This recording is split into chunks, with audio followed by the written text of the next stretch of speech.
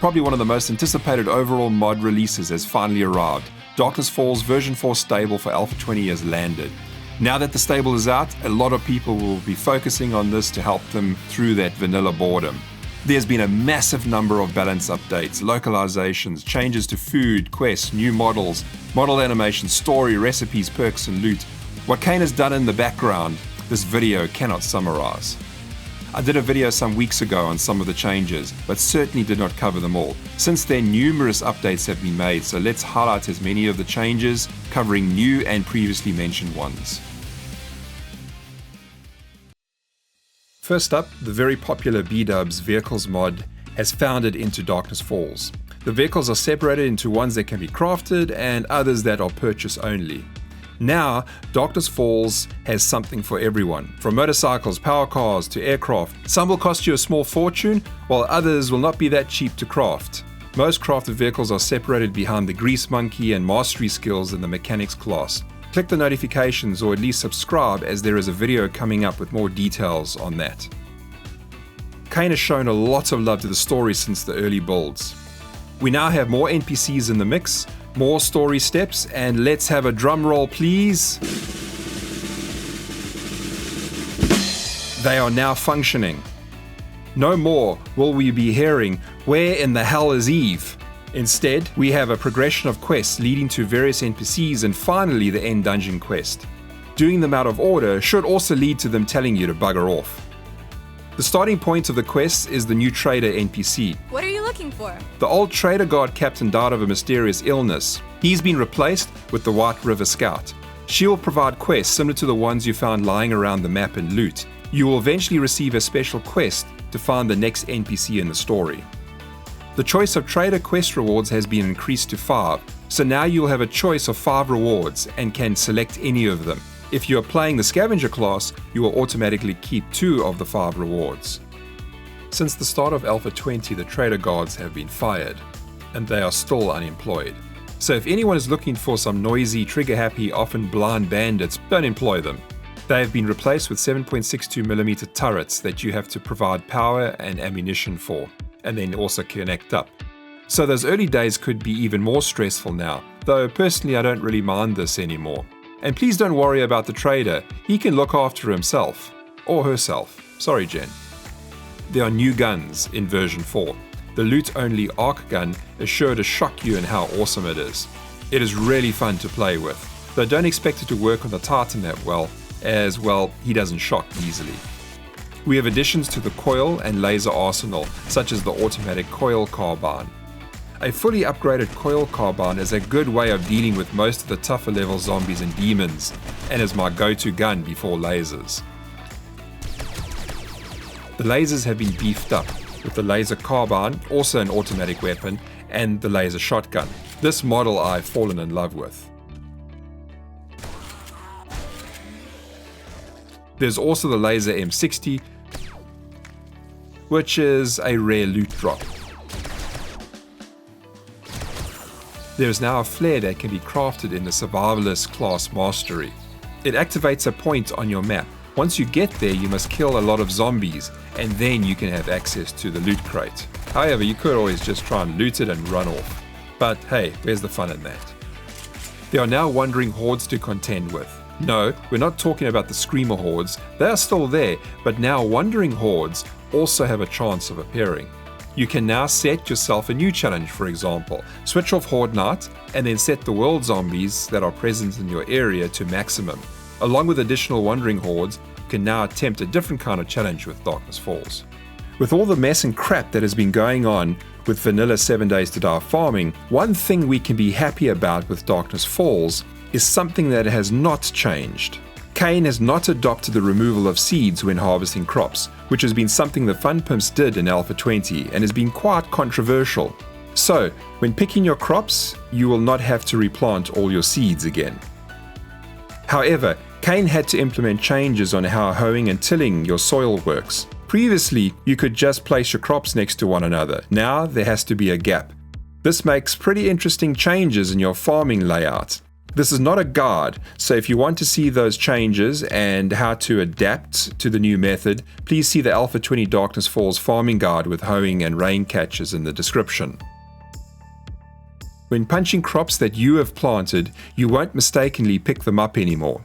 If you press E, you can harvest them, but punching to harvest won't harvest the seed anymore, especially if you mistakenly punch the wrong crop.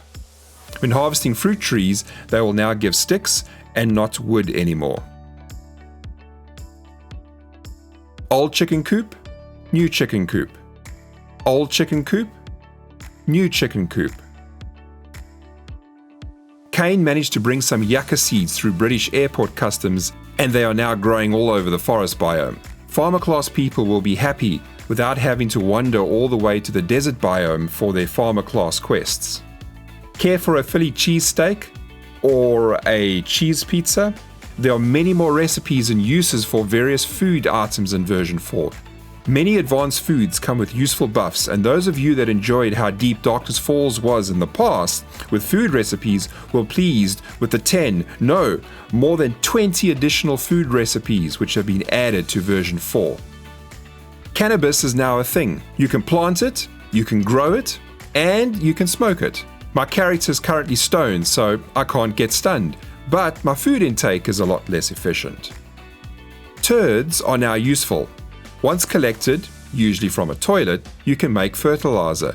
Fertilizer can be used to boost your crop growing speed, but fertilizer can now also be used to craft farming plots. So farming plots can be made from rotting flesh and also now from fertilizer. Adobe Blocks are a craftable material. This has been removed by the Fun Pimps in Alpha 16, and Kane has now added them back in Alpha 20. It appears specifically for those in the desert biome. There are now new high-definition survivor models and animations for the bandits or survivors that are roaming around. Apparently, the AI also has a more survivor instinct built into them so that they will run away when their hit points are quite low. However, I just have never really seen this at all. In fact, they usually die. But it's great that there are new models. Multiple Malay versions of the survivors have been added. There have been a number of class changes. Previously, there were 2 books that you would receive at the start of any Darkness Falls game. Now, there is 1. There is a modlet. If you're that desperate to have 2 class books, there is a modlet that you can actually download and add to your game, and that will give you the 2 class books again. However, you could always just cheat another book in, but having only 1 class book is really fine, and it's more than enough to get you started. The Pharma class has had a lot of changes. Before, it was a nice class to have. However, now it has some interesting changes, especially if you are a shotgun lover. This class is now much more difficult to avoid. The Hunter class has a new perk called Threat Assessment. This allows you to track zombies outside. The different levels of the perk increase to which zombies you can track and how far they can be spotted. The perk will not function in buildings unless you have already spotted the zombies, so don't think it is that overpowered and a great way to now track sleepers. Action skills now display experience progress, so those wanting to know when their next action level will be reached can now see this by going into the action skill and viewing the information in the skill's description. There's been a reshuffling of mining resources. As the burning biome doesn't exist as such, there's been a change as to where certain ores are found. You will notice that the snow, desert and wasteland, they haven't had any changes, but the forest, which used to have lead in it, is now being changed to coal. So the forest biome now has iron, coal and nitrate. We move on to all things monsters, demons and zombies. Many new monsters have been added, and I honestly do not know how the hell Kane found the time to obtain and implement these monsters, as they're not all just reskins. Going through them quickly, we have, first up, the Skaterpunk zombie. Then there's the lab technician, which has an updated model. Failed prepper zombie. Infected doctor and her male variant, the infected doctor. Former gangster female and the former gangster male. We have a zombie business male, and now we also have the zombie businesswoman. Next is the Hell Bear, where this is the first of our demon animals. Along with the Hell Pigeon, trust Kane to come up with a name like that. Then we have the Hell Wolf. With this kind of lineup, you would think that the snake would be next, maybe the Hell Rattler. Moving down, we have the now infamous mutant spider. Since the first video we did on the squid from hell, Kane has upgraded her. Now she's firing on all cylinders. Her health has been doubled, she moves faster, and shoots her fireballs at a higher frequency. The Incubus has had its movement animation updated in Alpha 20. The same goes for the Succubus. Both have had their movement animation updated, and more recently the Succubus has also had her fireballs fixed and her movement speed increased. The Stalker has also had its animation updated and is now sporting a partially visible form. The Stalker becomes fully visible when you do damage to it for a very short period, and then it slips back into its partial invisibility. Radiated zombies have a new glow particle effect, which makes them stand out very well at night. Apparently this is less taxing on your system than the previous one. The zombie demons have also been updated since Alpha 19. Previously they had fire, and they looked kind of like they were permanently burning. Now they have a red particle effect that emanates from around them. The tough zombies, as they are called, which have a higher health and some minor constant regeneration, also have a new black particle effect that comes out from them. As the particle effects clip through walls, it can make the radiated and tough zombies easier to spot when they are in buildings. In Vanilla 7 Days to Die, the cowboy, cheerleader, and football zombie were given the boot. However, they have been resurrected in Darkness Falls as strippers. Rounding the circus up, we have the Ringmaster, the Titan. This pretty beast likes to nibble on bases for dinner and is not slowed down by electric fences.